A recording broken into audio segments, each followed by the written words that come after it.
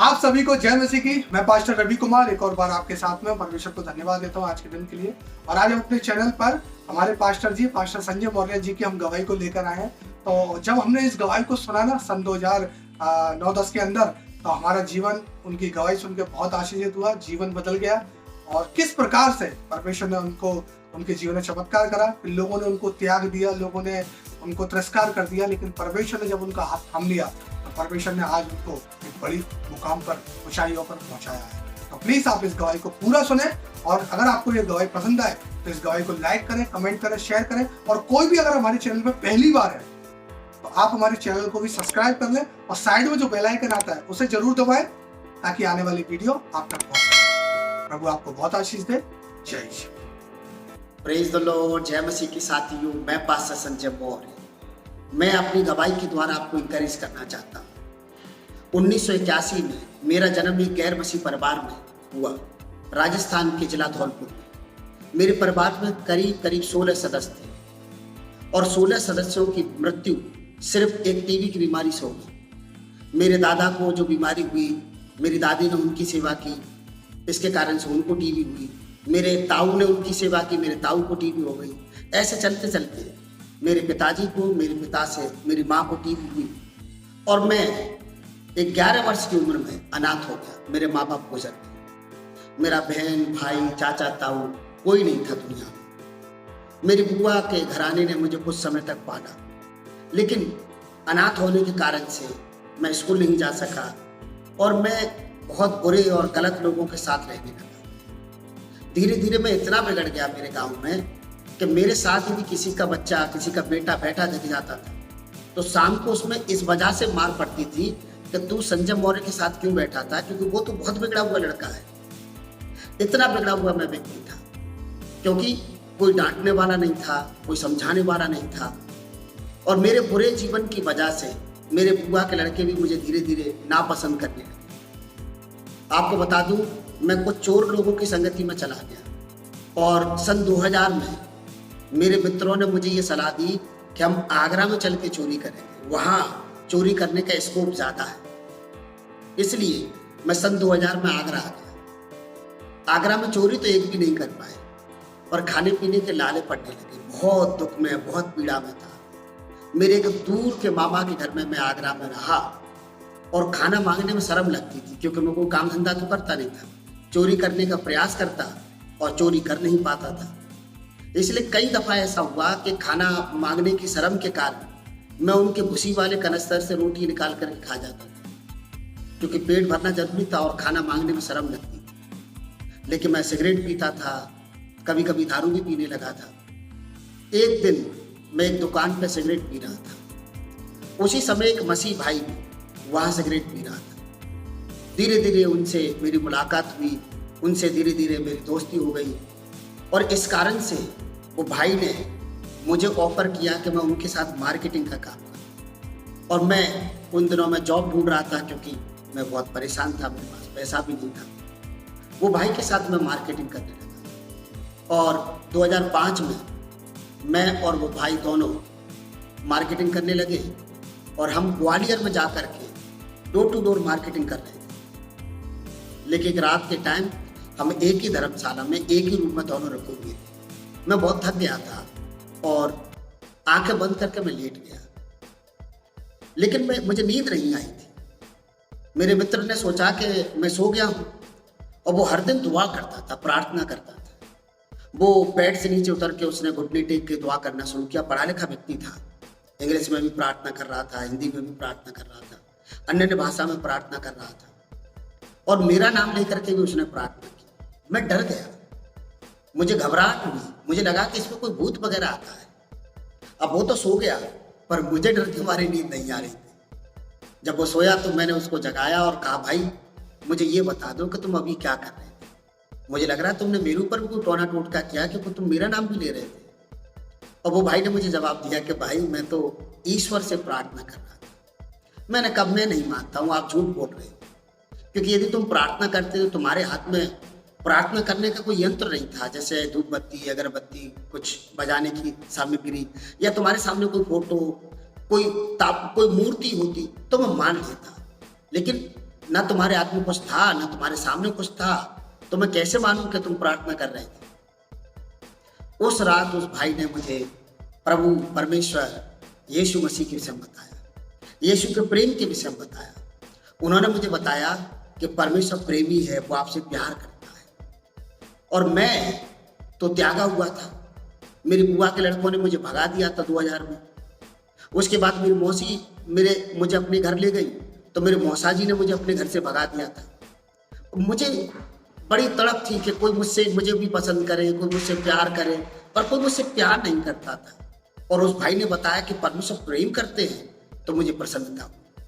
उन्होंने बाइबल की पूरी स्टोरी जो यीशु मसीह की थी मुझे सुना दी उस रात उन्होंने बताया कि वो इसलिए बंदी हुआ था कि तुम आज़ाद हो जाओ, उसने कोड़े खाए ताकि तुम चंगे हो जाओ, उसने ताड़ना इसलिए सहली ताकि तुम्हें शांति मिल जाए। मुझे बातें बहुत अच्छी लगी। उन्होंने कहा कि आपके गुनाहों के लिए यीशु अपने ऊपर सजा ले चुके हैं और वो जिंदा है, आपकी दुआएं सुनते हैं। मैं बहुत इम्प्रेस हो गया और मैंने उस रात भाई को बोला कि भाई ये प्रार्थना करना मुझे भी सिखाइए, मैं भी प्रार्थना करना चाहता हूँ। उस भाई ने उस रात मुझे प्रार्थना करना सिखाया, पश्चाताप की प्रार्थना करना, अपने गुनाहों की माफी मांगने के लिए। वो प्रार्थना मैंने मेमोराइज किया। करीब 6 महीने तक बार बार ये प्रार्थना में दोहराता रहा। और उस भाई ने मुझे एक चर्च में आगरा में छोड़ दिया। जिस चर्च में मैं जाने लगा वो पास्टर नवरतन जी का चर्च था। और वो कुछ दिनों के बाद मुझसे कहने लगे कि भाई तुम तो प्रभु की सेवा करो, तुम्हें तो परमेश्वर सेवा के लिए बुला रहा है, तुम बाइबल स्कूल चले जाओ। अच्छा पास्टर जी को ये बात नहीं मालूम थी कि मैं अनपढ़ हूँ। उनको लगा कि मैं एक ऐसे व्यक्ति के साथ रहता हूँ जो पढ़ा लिखा है, पुराना मसीह है, तो मैं भी पढ़ा लिखा हूँ। लेकिन मैंने उनका ये ऑफर ठुकरा दिया क्योंकि मैं नया था, मुझे मालूम नहीं था बाइबल स्कूल के विषय में। फिर दूसरे बार मैं गया, फिर पास्टर जी ने बोला कि तुम्हें बाइबल स्कूल जाना चाहिए।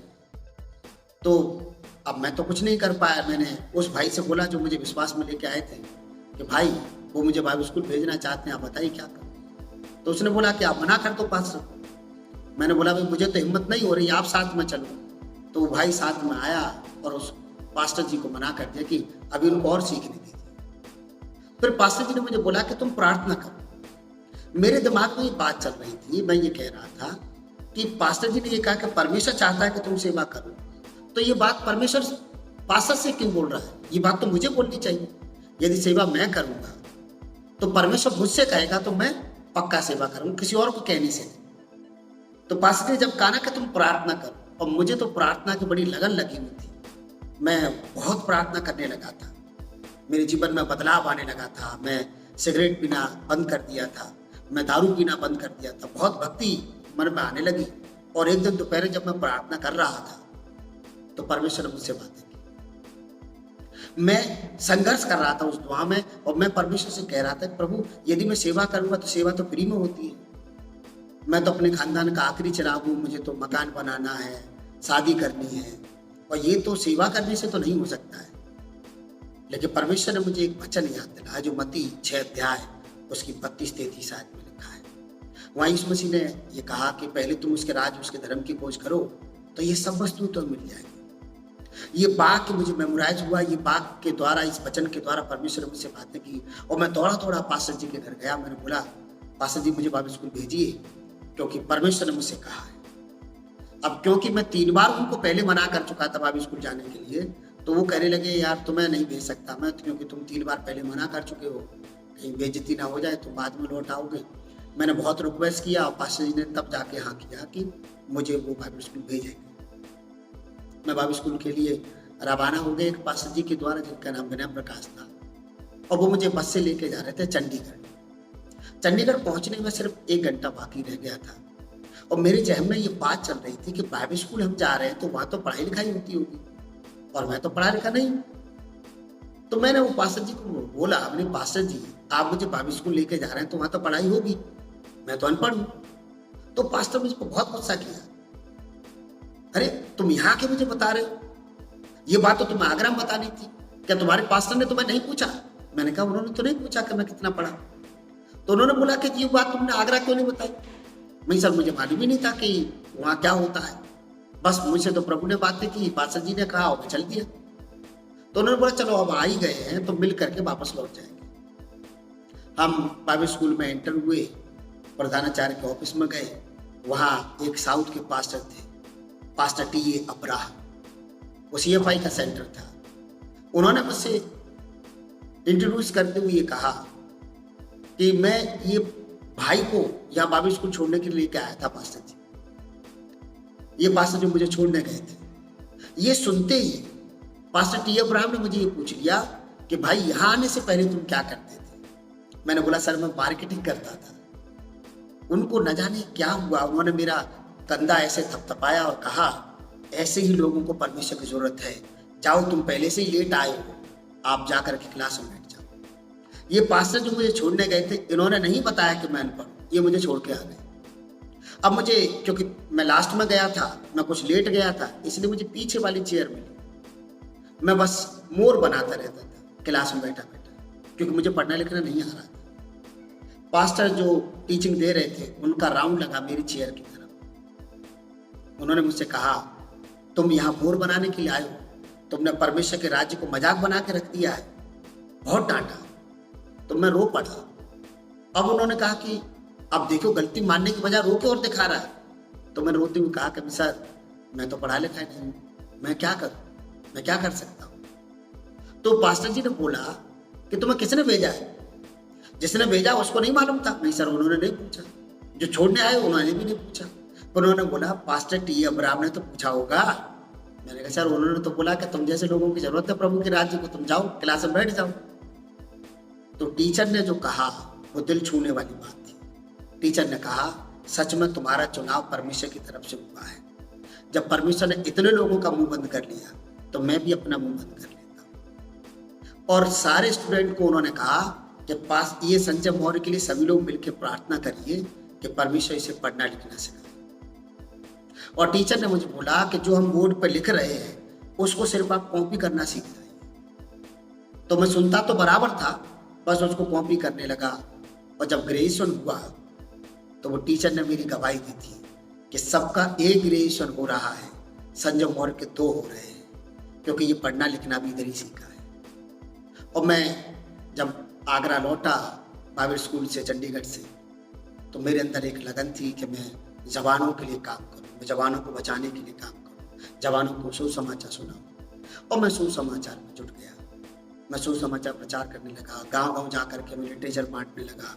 साइकिल से कई किलोमीटर जा करके मैं लिटरेचर बांटता था।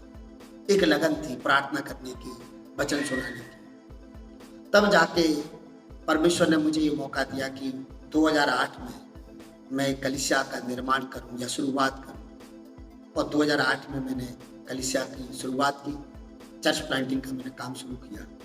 और ईश्वर ने कई एक जवानों को कलीसिया में भेजा जो मिलकर के मेरी सहायता करते थे परमेश्वर के राज्य को बढ़ाने के लिए, मिलकर के प्रार्थना करते थे, लॉरी रहते थे।